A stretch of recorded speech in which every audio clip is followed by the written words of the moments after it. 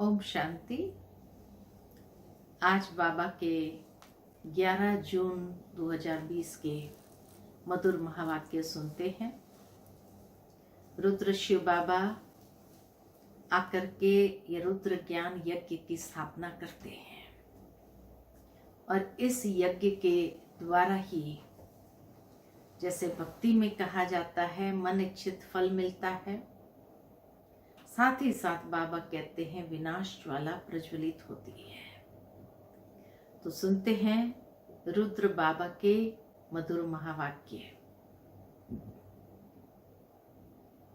मीठे बच्चे, यह रुद्र ज्ञान यज्ञ स्वयं रुद्र भगवान ने रचा है। इसमें तुम अपना सब कुछ स्वाहा करो। क्यों? क्योंकि अब घर जाना है। प्रश्न है आज की मुरली का, संगम युग पर कौन सा वंडरफुल खेल चलता है? उत्तर है, भगवान के रचे हुए यज्ञ में ही असुरों के विघ्न पड़ते हैं। यह भी संगम पर ही वंडरफुल खेल चलता है। ऐसा यज्ञ फिर सारे कल्प में नहीं रचा जाता। यह है राजस्व अश्वमेध यज्ञ स्वराज्य पाने के लिए। इसमें ही विघ्न पड़ते हैं। यज्ञ के अंदर ही विघ्न भी पड़ेंगे और बाबा कहे असुरों का संहार भी इसी यज्ञ से ही होता है। स्वराज्य प्राप्त करने का आधार भी यही यज्ञ है। ओम शांति। तुम कहाँ बैठे हो? इनको स्कूल अथवा यूनिवर्सिटी भी कह सकते हो। विश्वविद्यालय है जिसकी ईश्वरीय ब्रांचेस है ना। इस ईश्वरीय विश्वविद्यालय की कितनी ईश्वरीय ब्रांचेस है। बाप ने बड़े ते बड़ी यूनिवर्सिटी खोली है। शास्त्रों में रुद्र यज्ञ नाम लिख दिया है। तो ये यूनिवर्सिटी भी है तो यज्ञ भी है। इस समय तुम बच्चे जानते हो, शिव बाबा ने यह पाठशाला अथवा यूनिवर्सिटी खोली है। ऊंचते ऊंच बाप पढ़ाते हैं। यह तो बच्चों की बुद्धि में याद रहना चाहिए। भगवान हमको पढ़ाते हैं, उनका यह यज्ञ रचा हुआ है। इसका नाम भी है क्या? बाबा कहे इसका नाम भी बाला है। क्या नाम रखा है? पूरा नाम राजस्व अश्वमेध रुद्र ज्ञान यज्ञ। राजस्व अर्थात स्वराज्य के लिए। अश्वमेध, यह जो कुछ भी देखने में आता है उन सबको स्वाहा करना है। मन को भटकाने वाली ये सारी चीजें, इसलिए बाबा कहे उन सबको स्वाहा कर रहे हैं। शरीर भी स्वाहा हो जाता है, आत्मा तो स्वाहा हो नहीं सकती है। सब शरीर स्वाहा हो जाएंगे, बाकी आत्माएं वापस भागेगी। यह है संगम युग। बहुत आत्माएं भागेगी, बाकी शरीर खत्म हो जाएंगे। यह है सब ड्रामा। तुम ड्रामा के वश चल रहे हो। बाप कहते हैं हमने राजस्व यज्ञ रचा है। यह भी ड्रामा प्लान अनुसार रचा गया है। ऐसे नहीं कहेंगे कि मैंने यज्ञ रचा है। ये भी नहीं कहेंगे शिव बाबा ने यज्ञ रचा है। बाबा क्या कहते हैं, कितना निर्माण हो जाते हैं कि ड्रामा प्लान अनुसार तुम बच्चों को पढ़ाने के लिए कल्प पहले मुआफिक ज्ञान यज्ञ रचा गया है। मैंने रचा है, यह भी अर्थ नहीं निकलता। देखो बाबा भी हमें सिखाते हैं कि कैसे मैं शब्द का प्रयोग नहीं करो, उसको स्वाहा करो। उसके लिए बाबा खुद खुद भी इतने निर्माण हो जाते, खुद ने रचाव होने के बावजूद भी कहते ड्रामा प्लान अनुसार कल्प पहले तुम बच्चों को पढ़ाने के लिए यह रचा गया है। मैंने रचा है यह भी अर्थ नहीं निकलता है। ड्रामा प्लान अनुसार रचा गया है, कल्प कल्प रचा जाता है। यह ड्रामा बना हुआ है, ड्रामा प्लान अनुसार एक ही बार यज्ञ रचा जाता है। यह कोई नई बात नहीं है, अभी बुद्धि में बैठा है। बरोबर 5000 वर्ष पहले भी सतयुग था। अब चक्र फिर रिपीट हो रहा है, फिर से नई दुनिया स्थापन हो रही है। तुम नई दुनिया में स्वराज्य पाने के लिए पढ़ रहे हो। पवित्र भी जरूर बनना है, बनते भी वही है जो ड्रामा अनुसार कल्प पहले बने थे, अभी भी बनेंगे। साक्षी हो ड्रामा को देखना होता है। कितनी सुंदर बात बाबा ने धारणा की बताई कि ड्रामा में तो वैरायटी होगा ही, लेकिन हम बच्चों को साक्षी होकर के इस ड्रामा को देखना है और फिर पुरुषार्थ भी करना होता है। साक्षी होकर देखना है और फिर पुरुषार्थ भी करना होता है। बच्चों को मार्ग भी बताना है। मुख्य बात है पवित्रता की। बाप को बुलाते ही है कि आकर पवित्र बनाकर हमको इस छीछी दुनिया से ले जाओ। बाप आए ही है घर ले जाने के लिए। बच्चों को पॉइंट्स तो बहुत दी जाती है, मुख्य बात फिर बाप कहते हैं। पहले कहा साक्षी होकर देखो, पुरुषार्थ भी करना है किस बात का, पवित्र बनने का। और अब बाबा कहते हैं मुख्य बात है, बाप कहते हैं मन मना भव। तो मुख्य बात फिर भी बाप कहते मन मना भव। पावन बनने के लिए बाप को याद करते हैं, ये भूलना नहीं चाहिए। जितना याद करेंगे उतना फायदा होगा। चार्ट रखना चाहिए। बाबा कहे अपना चार्ट भी रखना चाहिए, नहीं तो फिर पिछाड़ी में फेल हो जाएंगे। बच्चे समझते हैं हम ही सतो प्रधान थे। नंबरवार पुरुषार्थ अनुसार जो ऊंच बनते हैं उनको मेहनत भी जास्ती करनी पड़ती है ना। जो ऊंच बनते हैं तो जरूर है उतनी मेहनत भी तो किया है, तभी तो ऊंच बनते हैं।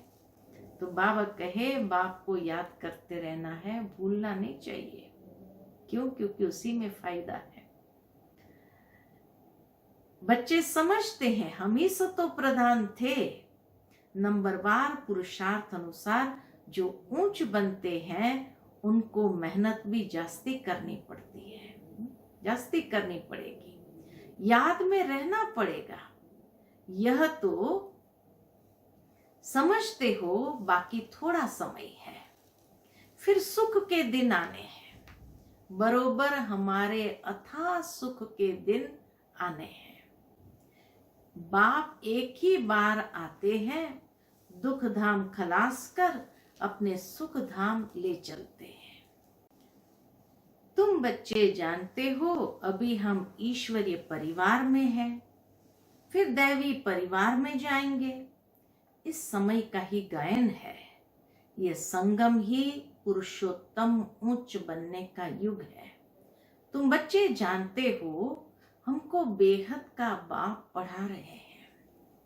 फिर आगे चल सन्यासी लोग भी मानेंगे। यह भी समय आएगा, हम बाबा कहे वह भी समय आएगा ना। अभी तुम्हारा प्रभाव इतना नहीं निकल सकता। अभी राजधानी स्थापन हो रही है, टाइम पड़ा है। पिछाड़ी में ये सन्यासी आदि भी आकर समझेंगे सृष्टि का चक्र कैसे फिरता है। ये नॉलेज कोई में है नहीं। यह भी तुम बच्चे जानते हो पवित्रता पर कितने विघ्न पड़ते हैं, अबलाओं पर अत्याचार होते हैं। द्रौपदी ने पुकारा है ना, वास्तव में तुम सब द्रौपदियां, सीताएं, पार्वतियां हो। याद में रहने से अबलाएं कुब्जाएं भी बाप से वर्षा पा लेती है। याद में तो रह सकते हैं ना, भगवान ने आकर यज्ञ रचा है। इसमें कितने विघ्न पड़ते हैं, अभी भी विघ्न पड़ते रहते हैं। कन्याओं को जबरदस्ती शादी कराते हैं, नहीं तो मार कर निकाल देते हैं। इसलिए पुकारते हैं, हे पतित पावन आओ। तो जरूर उनको रथ तो चाहिए ना, जिसमें आकर पावन बनाए। गंगा के पानी से पावन नहीं बनेंगे, बाप ही आकर पावन बनाए, पावन दुनिया के मालिक बनाते हैं। तुम देखते हो इस पतित दुनिया का विनाश सामने खड़ा है। क्यों न बाबा का बन जाए, स्वाहा हो जाए। पूछते हैं, स्वाहा कैसे हो, ट्रांसफर कैसे करें? बाबा कहते, बच्चे तुम इस साकार बाबा को देखते हो ना, ये खुद करके सिखा रहे हैं ना। साकार बाबा के सामने तो कोई एग्जाम्पल नहीं थे, फिर भी बाबा हम बच्चों को अपने जीवन में अपने कर्मों से सिखाते हुए बना रहे हैं। तो बाबा कहे, तुम साकार बाबा को देखते हो ना, ये खुद करके सिखा रहे हैं। जैसा कर्म हम करेंगे, हमको देख और करेंगे। बाप ने इनसे कर्म कराया ना, सारा यज्ञ में स्वाहा कर दिया। स्वाहा होने में कोई तकलीफ थोड़ी है। यह न बहुत शाहूकार न गरीब था, साधारण था। यज्ञ रचा जाता है तो उसमें खान पान की सब सामग्री चाहिए ना। यह है ईश्वरीय यज्ञ। ईश्वर ने आकर इस ज्ञान यज्ञ की स्थापना की है। तुमको पढ़ाते हैं। इस यज्ञ की महिमा बहुत भारी है। ये यज्ञ की महिमा बहुत भारी है। ईश्वरीय यज्ञ से ही तुम्हारा शरीर निर्वाह होता है। तो अपने को अर्पणमय समझते हो? बाबा कहे, इस यज्ञ से ही तुम्हारा शरीर निर्वाह भी होता है। जो अपने को अर्पणमय समझते हैं, हम ट्रस्टी है, ये सब कुछ ईश्वर का है। हम शिव बाबा के यज्ञ से भोजन खाते हैं। ये समझ की बात है ना। यहाँ तो नहीं सबको आकर बैठना है। ये तो नहीं बाबा कहते यहाँ आकर बैठ जाना है। इनका सैंपल तो देखा, कैसे सब कुछ स्वाहा किया। बाबा कहते हैं, जैसे कर्म यह करता है, इनको देख औरों को भी आया। बहुत ही स्वाहा हुए। शुरू शुरू में यज्ञ में कई परिवार ऐसे हुए स्वाहा, जो हुए वह अपना वर्षा लेते हैं, है ना। बाबा कहे, जो हुए वो अपना वर्षा लेते हैं। बुद्धि से भी समझा जाता है, आत्मा तो चली जाएगी, बाकी शरीर सब खत्म हो जाएंगे। ये बेहद का यज्ञ है ना। तो इस यज्ञ की बाबा पूरी विशेषता बता रहे हैं कि कैसे बाबा ने ड्रामा प्लान अनुसार ये यज्ञ स्थापन किया, फिर कैसे ये यज्ञ चलता है। तो बाबा कहे, इसमें स्वाहा करना है। स्वाहा करने का मतलब यहाँ आकर बैठ जाना भी नहीं है, परंतु कैसे कर्म ऐसे करो जो आपको देख करके अनेकों को प्रेरणा मिले। जो कर्म हम करेंगे, हमें देख और करेंगे। तो बाबा कहे, फिर इस यज्ञ से विनाश ज्वाला भी प्रज्वलित होती है, तो सबका शरीर खत्म हो जाएगा। यह बेहद का यज्ञ है, इसमें सब स्वाहा होंगे। तुम बच्चों को समझाया जाता है कैसे बुद्धि से स्वाहा हो, है ना। बुद्धि से स्वाहा होना है। कैसे बुद्धि से स्वाहा हो, नष्टो मोह बन जाओ। यह भी जानते हो ये सारी सामग्री खाक हो जानी है। कितना बड़ा यज्ञ है, वहां फिर कोई यज्ञ नहीं रचा जाता है। फिर सतयुग में कोई यज्ञ नहीं हो गया, न कोई उपद्रव होते हैं। यह सब जो भक्ति मार्ग में अनेक यज्ञ है वह सब खत्म हो जाते हैं। ज्ञान सागर एक ही भगवान है, वही मनुष्य सृष्टि का बीज रूप सत चैतन्य है। शरीर तो जड़ है, आत्मा ही चैतन्य है। वह ज्ञान सागर है। तुम बच्चों को ज्ञान सागर बैठ पढ़ाते हैं, वह सिर्फ गाते रहते हैं और तुमको बाबा सारा ज्ञान सुना रहे हैं।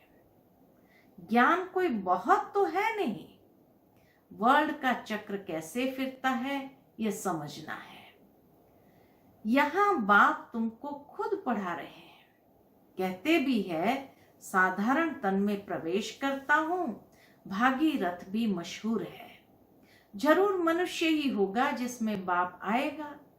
उनका एक ही नाम चला आता है शिव, और सबके नाम बदलते हैं, इनका नाम नहीं बदलता।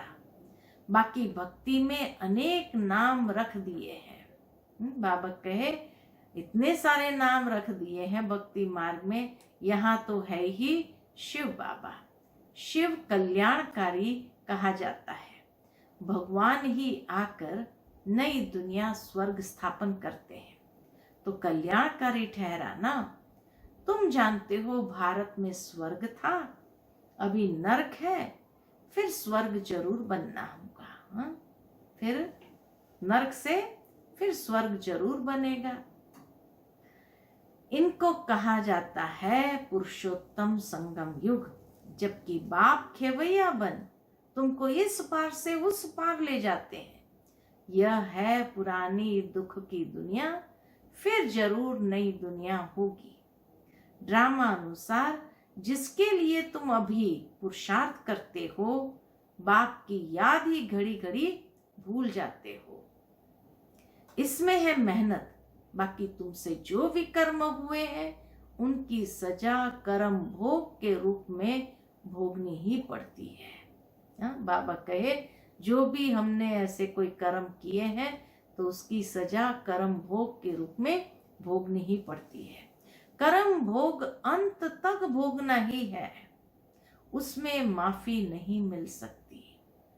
ऐसे नहीं बाबा क्षमा करो, कुछ भी है कुछ भी नहीं। ड्रामा अनुसार सब होता है, क्षमा आदि होती नहीं है ना। बाबा ने आज स्पष्ट कर दिया कि जो कर्म भोग है उसको तो भोगना ही पड़ता है, बाकी क्षमा मिलती नहीं। भोगने का समय आता है तभी तो बाबा याद आता है कि बाबा अभी क्षमा करो। तो बाबा कहिए तो सब कर्म किए हैं तो उसकी सजा तो भोगनी पड़ती है ड्रामा अनुसार। हिसाब किताब चुकतो करना ही है। तमो प्रधान से सतो प्रधान बनना है। इसके लिए श्रीमत भी मिलती है। श्री श्री शिव बाबा की श्रीमत से तुम श्री बनते हो। ऊंचते ऊंच बाप तुमको ऊंच बनाते हैं। तुम अभी बन रहे हो, अभी तुमको स्मृति आई है। बाबा कल्प कल्प आकर हमको पढ़ाते हैं। आधा कल्प उनकी प्रारब्ध मिलती है। सृष्टि चक्र कैसे फिरता है उस नॉलेज की दरकार ही नहीं रहती। कल्प कल्प एक ही बार आकर बतलाते हैं कि ये सृष्टि का चक्र कैसे फिरता है। तुम्हारा काम है पढ़ना और पवित्र बनना, योग में रहना। बाप के बनकर और पवित्र नहीं बनेंगे तो 100 गुना दंड पड़ जाएगा, नाम भी बदनाम हो जाता है। गाते भी है सतगुरु का निंदक ठौर न पाए। मनुष्य को पता ही नहीं कि कौन है। शिव बाबा इस तन में आए हैं तो बाबा कहे मनुष्य को तो पता ही नहीं कि कौन है। सत बाप ही, सतगुरु, सत टीचर होगा ना, तुमको पढ़ाते हैं सच्चा सतगुरु भी है। जैसे बाप ज्ञान का सागर है, तुम भी ज्ञान के सागर हो ना। बाप ने तो सारा ज्ञान दे दिया। जिसने जितना कल्प पहले धारण किया उतना ही करेंगे। पुरुषार्थ करना है, कर्म बिगर तो कोई रह न सके। कितने भी हठ योग आदि करते हैं, वह भी कर्म है ना। यह भी एक धंधा है आजीविका के लिए। नाम होता है, बहुत पैसा मिलता है, पानी पर आग पर चल जाते हैं।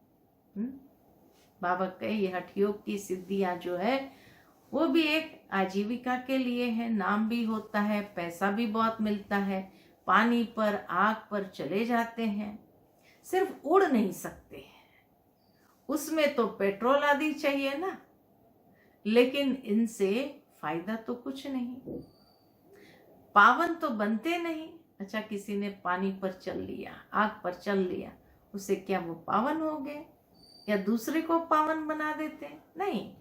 साइंस वालों की भी रेस है, उनकी है साइंस की रेस और तुम्हारी है साइलेंस की। सब शांति ही मांगते हैं। बाप कहते हैं शांति तो तुम्हारा स्वधर्म है। अपने को आत्मा समझो, अपने घर चलना है शांति धाम, यह है दुख धाम। हम शांति धाम से फिर सुख धाम में आएंगे। यह दुख धाम खलास होना है। यह अच्छी रीति धारण कर फिर औरों को भी धारण कराना है। बाकी थोड़े रोज है, वह पढ़ाई पढ़कर फिर शरीर निर्वाह अर्थ माथा मारना पड़ता है। तकदीरवान बच्चे फौरन निर्णय ले लेते हैं कि हमें कौन सी पढ़ाई पढ़नी है, उस पढ़ाई से क्या मिलता है। देखो, बाबा कहे कि जो इस पढ़ाई में लग जाता है, निर्णय ले लेता है, उसके जैसा तकदीरवान कोई नहीं। उस पढ़ाई से क्या मिलता है और इस पढ़ाई से क्या मिलता है? इस पढ़ाई से तो 21 जन्म की प्रारब्ध बनती है। तो ख्याल करना चाहिए कि हमको कौन सी पढ़ाई पढ़नी है। जिसको बेहद के बाप से वर्षा पाना है, वो बेहद की पढ़ाई में लग जाते हैं। परंतु ड्रामा प्लान अनुसार कोई की तकदीर में नहीं है, तो फिर उस पढ़ाई में चटक पड़ते हैं। यह पढ़ाई नहीं पढ़ते हैं, कहते फुर्सत नहीं मिलती। बाबा पूछते हैं कौन सी नॉलेज अच्छी है, उनसे क्या मिलेगा और इनसे क्या मिलेगा? कहते बाबा जिस्मानी पढ़ाई से क्या मिलेगा, थोड़ा करके कमाएंगे। यहाँ तो भगवान पढ़ाते हैं, हमको तो पढ़कर राजाई पद पाना है। तो ज्यादा ध्यान किस बात पर देना हो चाहिए? कोई तो फिर कहते बाबा वह कोर्स पूरा कर फिर आएंगे। बाबा समझ जाते हैं इनकी तकदीर में नहीं है। क्या होना है सो आगे चल देखना है। समझते हैं शरीर पर भरोसा नहीं है, तो फिर सच्ची कमाई में लग जाना चाहिए। जिसकी तकदीर में है वही अपनी तकदीर जगाएंगे। पूरा जोर लगाना है। हम तो बाप से वर्षा लेकर के ही छोड़ेंगे। बेहद का बाप हमको राजाई देते हैं, तो क्यों ना यह एक अंतिम जन्म हम पवित्र बनेंगे। कितने ढेर बच्चे पवित्र रहते हैं, झूठ थोड़ी बोलते हैं, सब पुरुषार्थ कर रहे हैं, पढ़ रहे हैं, फिर भी विश्वास नहीं करते हैं। बेहद का बाप आते हैं, बेहद का बाप आते तब है जब पुरानी दुनिया को नया बनाना होता है। पुरानी दुनिया का विनाश तो सामने खड़ा है, ये बहुत क्लियर है। समय भी बरोबर वही है, अनेक धर्म भी है, सतयुग में होता ही है एक धर्म। यह भी तुम्हारी बुद्धि में है, तुम्हारे में भी कोई है जो निश्चय अर्जुन कर रहे हैं। अरे निश्चय करने में टाइम लगता है क्या? शरीर पर भी भरोसा थोड़ी है, जरा भी चांस गंवाना नहीं चाहिए। किसकी तकदीर में नहीं है तो जरा भी बुद्धि में आता नहीं। अच्छा, मीठे मीठे सिकिलदे बच्चों प्रति माता पिता बाप दादा का याद प्यार। Good morning. रूहानी बाप की रूहानी बच्चों को नमस्ते। हम रूहानी बच्चों की रूहानी माता पिता बाप दादा को याद प्यार, गुड मॉर्निंग, नमस्ते। शुक्रिया बाबा, शुक्रिया। अच्छा, धारणा के लिए मुख्य सार है। पहली पॉइंट, सच्ची कमाई कर 21 जन्मों के लिए अपनी तकदीर बनानी है। शरीर पर कोई भरोसा नहीं है, इसलिए जरा भी चांस नहीं गंवाना है। दूसरी पॉइंट है, नष्टो मोहा बनकर अपना सब कुछ रुद्र यज्ञ में स्वाहा करना है। अपने को अर्पण कर ट्रस्टी होकर संभालना है। साकार बाबा को फॉलो करना है। आज की मुरली का वरदान, ग्लानि करने वालों को भी गुणमाला पहनाने वाले इष्ट देव महान आत्मा भव। ग्लानि करने वाले को भी गुणमाला पहनाने वाले इष्ट देव महान आत्मा भव।